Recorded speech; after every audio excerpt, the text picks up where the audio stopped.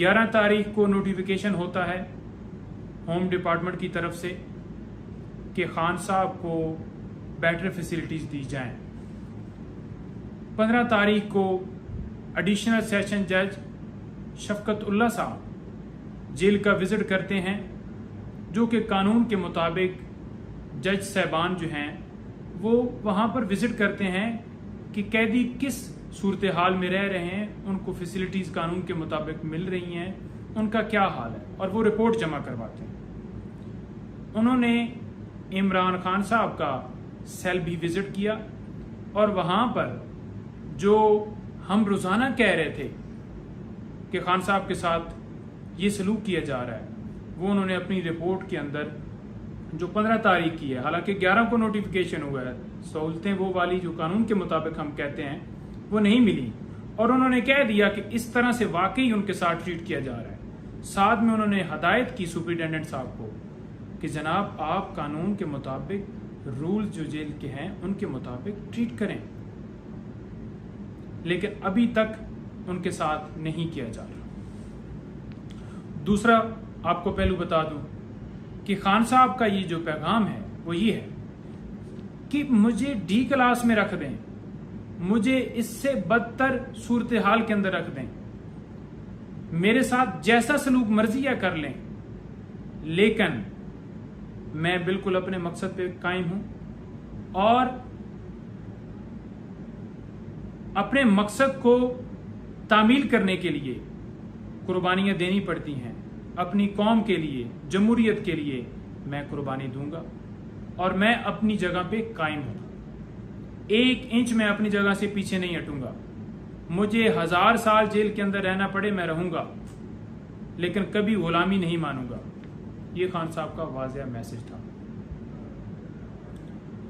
दूसरा आपको बता दूं कि शाह महमूद कुरैशी साहब, उनको जिस तरह से गिरफ्तार किया गया, 12 घंटे उन्होंने बताया है कि मुझे पानी और खाना नहीं दिया गया, मुझे टॉर्चर किया गया।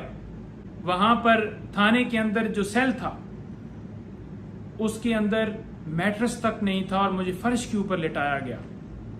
कसूर क्या है? उन्होंने कहा मैंने कोई जुर्म नहीं किया, मैं हर चीज कौम को बता चुका हूं। फॉरेन ऑफिस के अंदर कोडेड फॉर्म में साइफर आया और वो ओरिजिनल कॉपी उधर ही पड़ी है। मैंने कोई इंफॉर्मेशन शेयर नहीं की जो सीक्रेट थी। उसको डीक्लासिफाइड फॉर्म में कैबिनेट की मंजूरी से लाया गया और फिर उसकी जो कॉपियां हैं वो मुख्तलिफ जगहों के ऊपर मौजूद हैं। ना मैंने चोरी किया, ना मैंने किसी गलत बंदे को शेयर किया, तो मुझे फैब्रिकेटेड तरीके से इस FIR के अंदर नामजद किया। उन्होंने अपना मौकफ दे दिया है, लेकिन उनके साथ जो सलूक किया जा रहा है वो कानून के मुताबिक नहीं है। उनके साथ कानून के मुताबिक बर्ताव होना चाहिए। जो आइन हमारा आवाम को, लोगों को प्रोटेक्शन देता है, उन्हें वो प्रोटेक्शन मिलनी चाहिए। और 13 दिन का जो रिमांड है वो किस लिए मांगा जा रहा था? क्या वो इसलिए मांगा जा रहा था कि उनसे रात दिन एक ही सवाल बार बार करना है, जब वो अपना बयान खुद सारा रिकॉर्ड करा चुके हैं? तो फिर तो रिमांड की कोई उसके अंदर थी नहीं। खान साहब इंक्वायरी के अंदर आते हैं और पेश होते हैं और अपना बयान रिकॉर्ड करवा चुके हैं। कोई उसके अंदर इस तरह के रिमांड की जरूरत ही नहीं। लेकिन आज उनका रिमांड किया गया। अब अदालत का फैसला है, हम बिल्कुल तस्लीम करते हैं, और जहां तक उसको चैलेंज करना वो भी हम मुशावरत हमारी जारी है कि रिमांड का कोई तुक नहीं बनता। हर अदालत का अपना एक एंगल है देखने का, लेकिन वो खान साहब के विजन के साथ खड़े हैं और पूरी पाकिस्तान तहरीक इंसाफ की जो जमात है उसका हर वर्कर, उसका हर लीडर इमरान खान साहब के विजन को इंडोर्स कर रहा है और उनके साथ डट के खड़ा है।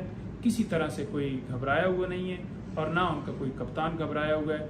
इंशाल्लाह हमारी सबसे जो मेन कोशिश है कि खान साहब को एक तो लॉ के मुताबिक ट्रीट किया जाए और दूसरा जल्दी से जल्दी खान साहब को हम बाहर लेके आए। Thank you.